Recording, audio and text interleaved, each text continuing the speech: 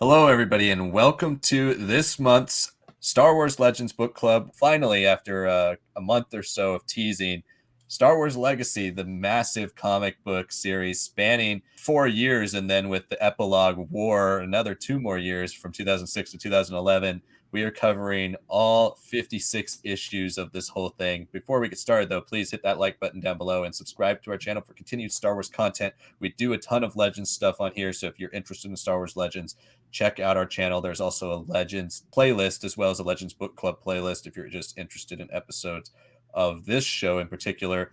Also, try to help us get to at least 15 likes on this video. That would really help us out with the YouTube algorithm. And comment below, let us know what you think of Star Wars Legacy. Have you read it? What's your favorite parts? Who's your favorite characters? We're going to try to get into all of this stuff. This is a massive, massive story here to talk about. So let's dive right into it. This story is, as I said, huge, but also quite interesting because it is setting up an entirely new part of the Star Wars universe at the time. It is taking place around 100 years post the final stories of Luke Skywalker, Han Solo, and Princess Leia. Obviously, the last stories had not come out yet when this was being written. Crucible did not come out for a couple of years after this. And I think for me, the thing I enjoy the most about the writing and the story here is its attempts on really expanding, but also connecting so well to Legends. This tries its absolute hardest to connect everything from the Yuzong Vong to Luke's new Jedi Order to the Fel Empire to everything that's basically ever come out, and especially in the post Return of the Jedi timeline of the expanded universe, the stuff from the 90s all the way through New Jedi Order and into Legacy of the Force, which was starting during this series' release. There is so much to consume and take in, and for me, that kept me flipping the pages even through what were absolute monster pages of dialogue, some that just completely just were basically novel pages. They had so much dialogue and really gave a ton of exposition and backstory, and at times that definitely slowed down the pacing of the series for me. But again, the storytelling, the attempt at world building and attempt at expanding the universe is something I very much so appreciate, and it's kind of something when we talk about canon, especially, I've come to appreciate about what Legends does, and the fact that this is a series that considers itself important. It's a series that considers itself a foundational piece of Star Wars lore, a foundational piece of the Star Wars universe. And I think for me, because it sees itself as so important and as such a continuation of the franchise, I couldn't help but be at least intrigued by the plot and at times really, really into where it was going and excited to see what was going to happen to these characters and what was going to happen to everything because I didn't really know what was going to happen.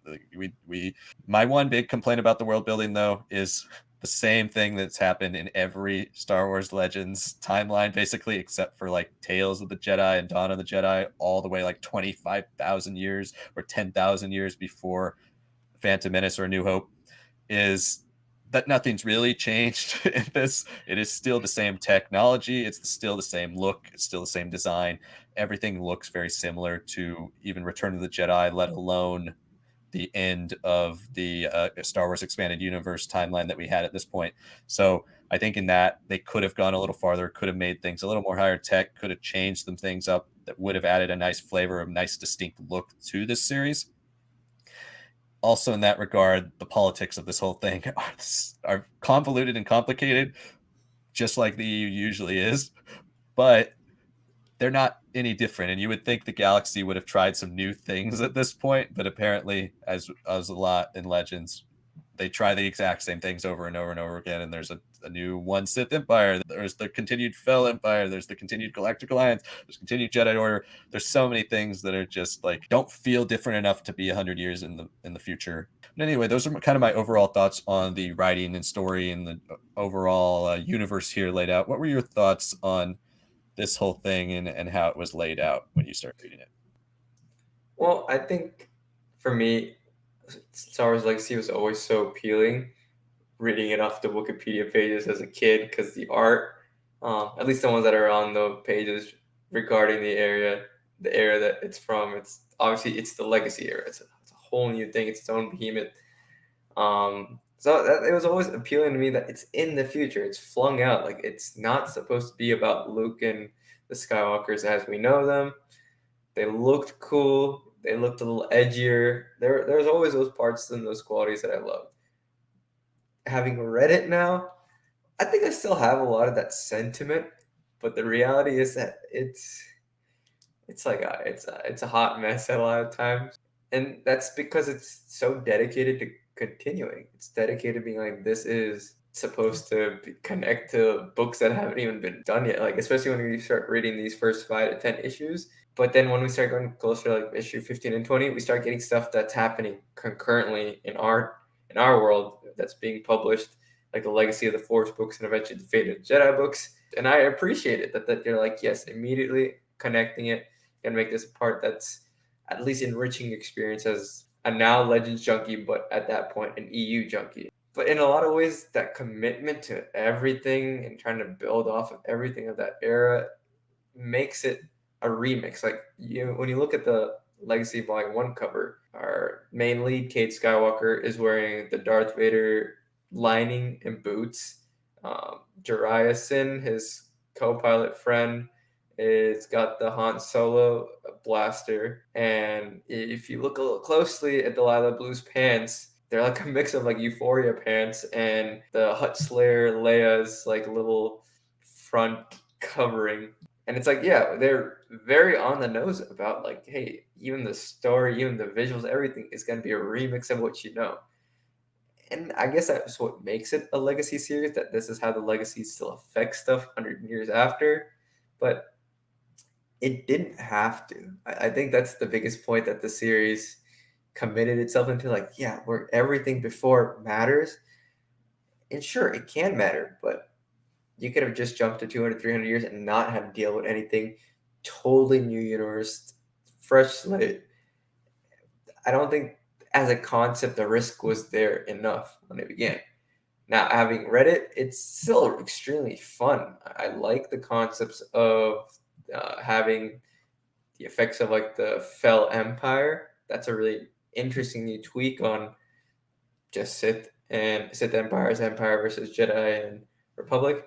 Now it's like, yeah, we have Imperial Knights who are Force users, and that's all cool. That makes the writing pretty interesting because you never know if they're entirely good or entirely bad. They've got a lot of honor to them, but honor doesn't necessarily mean you're on the right side.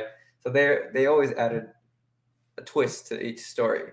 When we started getting a little bit more stuff about like the alliances and the effects of these different battles and these like little tiny mini arcs, that was cool too. Even the One Sith, as visually stunning as they are, like they're very dynamic looking. Like they're all looking like they have the Darth Maul tattoos.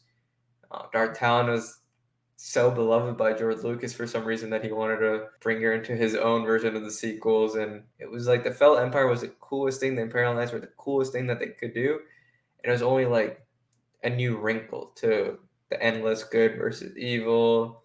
And I think that's what holds back. The ambition is there, but then they don't take that leap to make it as unique, as clean slate as possible. I don't know. As a story, it's fine. It gets very messy though. I think after the first 25 issues, like even if you don't know anything, haven't read anything before, as long as you know like the bullet points history leading up to this, the first 25 issues are very readable, very bingeable.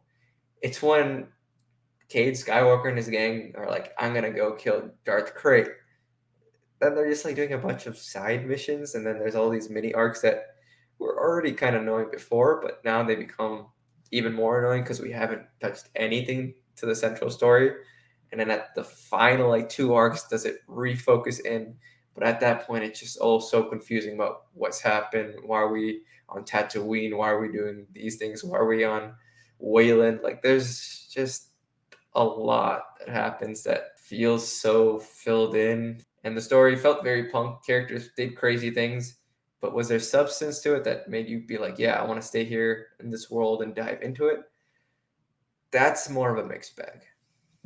Yeah, let's get into that substance. Next, we'll talk about the characters.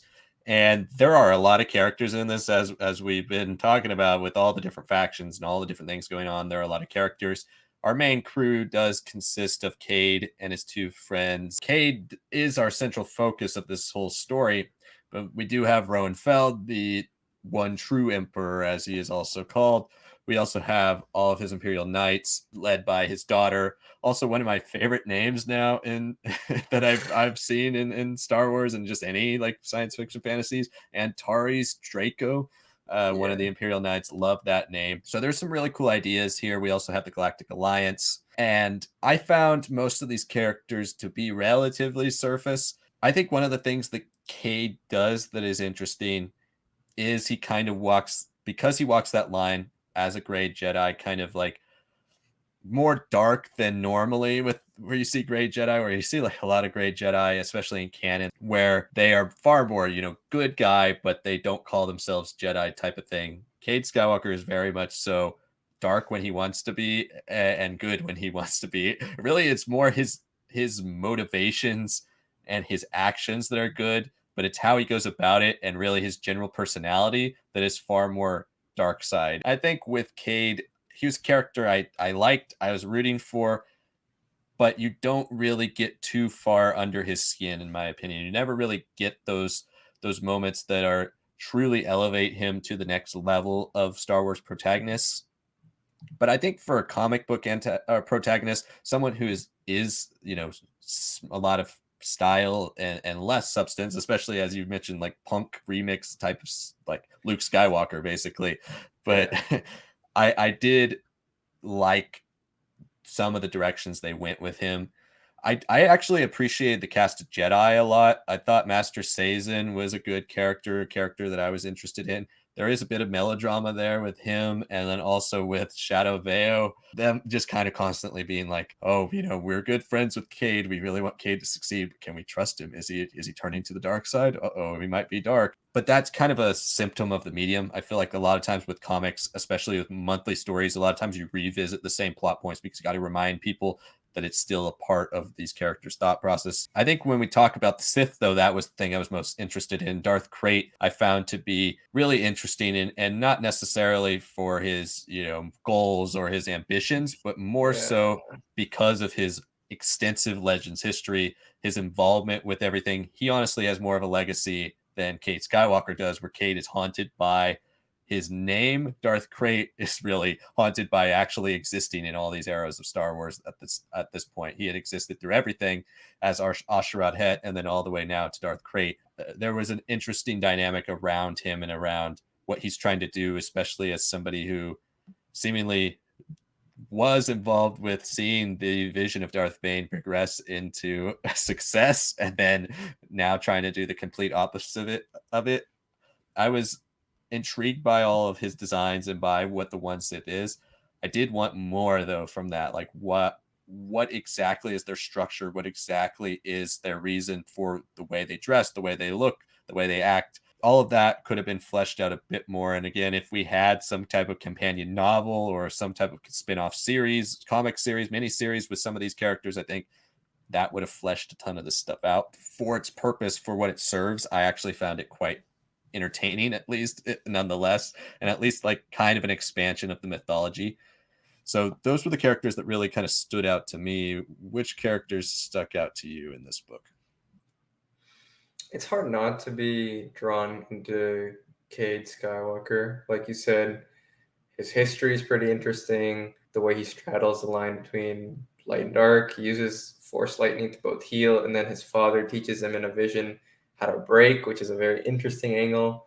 I mean, again, he's a character that oozes like that he's cool. Like he is like a biker. Quite literally, looks like he's wearing biker clothing. It's hard not to look at him and be like, yeah, that's sick. Like that's cool. It's better than like these Jedi's who are always in robes, especially whenever he's in contact with Luke.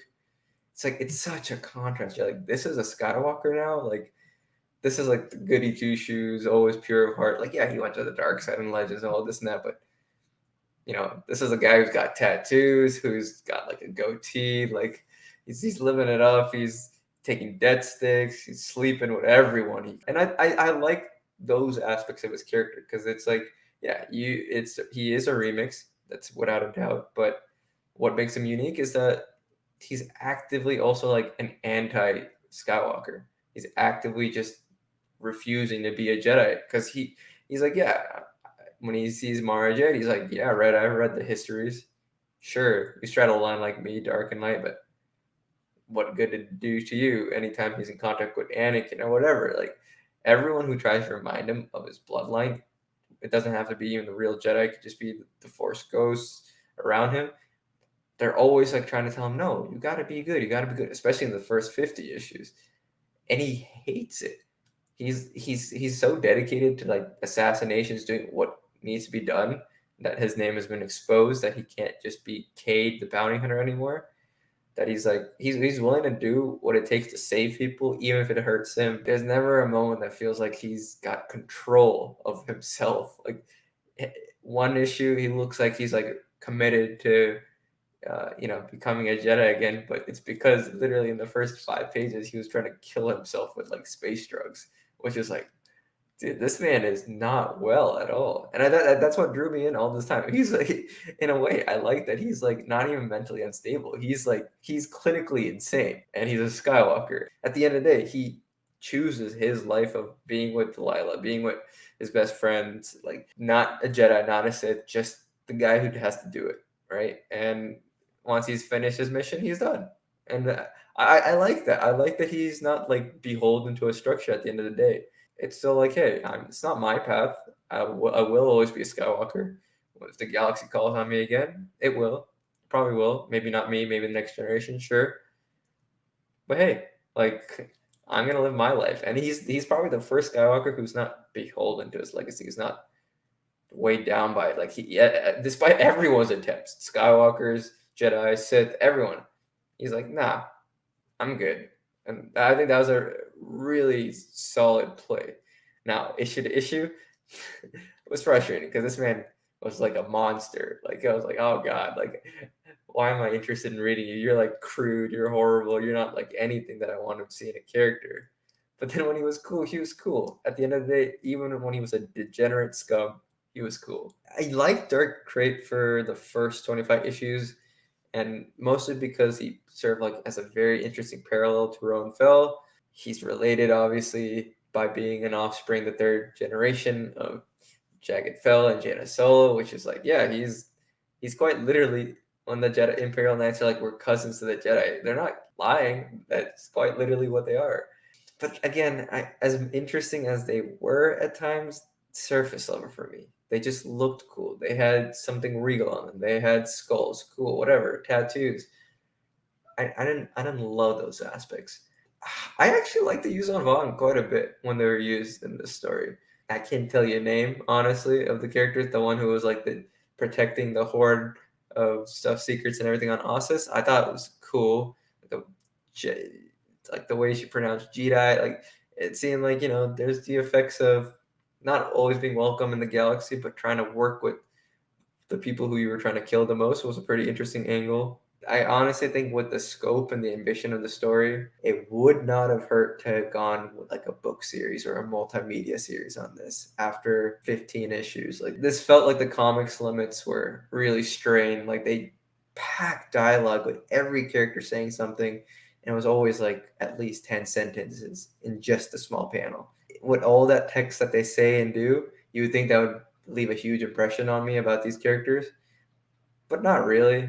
The whole selling point at the end of the day for me was Cade, and Cade's not even that great of a character. Next, we usually do the impact of this story on Star Wars history, but considering Star Wars Legacy takes place so far after almost everything that Legends ever released, and the fact that it ended so close to the Disney merger when Legends was all but canceled in 2014, I think we will probably not touch on this because there weren't too many stories that ever actually connected to Legacy besides Legacy 2, which we might talk about here in the future. So we're going to get into final thoughts and then our rating here. And for me, we've gone back and forth on a lot of things we like and dislike about the series. But I think for me, the overall thing that actually makes me like this series quite a bit is the fact that it just feels so important, and the fact that it is laying foundational pieces of a Star Wars universe that maybe didn't ever get fully picked up and fully used again. But we're trying to do something interesting and different while also incorporating the past. Yes, like I said, there were limits to this. Things didn't change as much as I feel like they could have, but I think it was those slight variations that were in the universe that was set up, like the Imperial Knights, like what's happening with Roan Fel and how the politics of the Fel Empire differ from the Sith Empire, and ultimately how the Sith end up teaming up with the Fel Empire to cause the second Jedi purge on Ossus, and how the Galactic Alliance is involved. It's convoluted. It's a lot, but those were the things that I actually like as somebody who really loves to connect the universe and really just kind of understand all the lore and fit all the lore in his head. I actually really, really liked all of those pieces. I think the One Sith were interesting enough as villains. Cade Skywalker, like you said, I think he was serviceable as a comic book protagonist. I think if we had a novel with him, I think we'd be far more attached to him overall. I did really love the way they used Force ghosts in this as well, kind of haunting him. It was kind of reminiscent of what a lot of us felt like they should have done with Luke and Ben Solo in The Rise of Skywalker, something where like these guys just pop up out of nowhere and he's like, go away. And they're like, no, we're going to tell you what we think you should do because you're doing it wrong. I really liked a lot of that. And I think as a comic book series is how I'm going to have to look at this to rate it. And in terms of Star Wars Legends comic book series, it might not be the most emotionally strong or the most emotionally relevant, but it is one of the most impactful, important, and big Star Wars stories. I'm really struggling with what rating I'm going to give it, but I'm actually leaning towards 3.75 out of 5. I enjoyed a lot of this. If it was given more in the future, more depth to this universe, this story could have been something that we all looked at as like, wow, this really changed the game. But since it never really got an epilogue or a follow, it ended up being kind of a really cool experiment. There are twists that I like. Like it took me a while to realize like Morgan Court is Calixta, who's like the Moff who kind of kickstarts this whole drama in between the Roan Fel and all these machinations with the One Sith. And when the story commits to those beats, it makes me like really appreciate it. When the story is like about the crew of the Mynock, which is a great looking ship, by the way, and like just on bounties and doing things on like random planets, it loses me a lot. And then there's all the whole side quests of like the Mandalorian warrior who's like a stormtrooper for a while, and then there's the whole stories of the admiral who's kind of trying to build up his ragtag fleet because he never quit the Galactic Alliance. Like those don't work solely as mini arcs in an ongoing series. If these were kind of done like how we've seen in the High Republic Trail of Shadows, where you follow these characters for 5 issues and just these characters and occasionally mingle with the Cade Skywalker, the One Sith of the Galaxy, that would have been great. Maybe Dark Horse just wasn't capable of that. They didn't want to commit to that, bring in new writers and artists. It's understandable, but those 2-issue arcs really always threw me off. And I do think a lot of times, once the story started getting on its feet, started jogging towards something different and new, it somehow skidded right back to like resetting a lot of these characters to a baseline.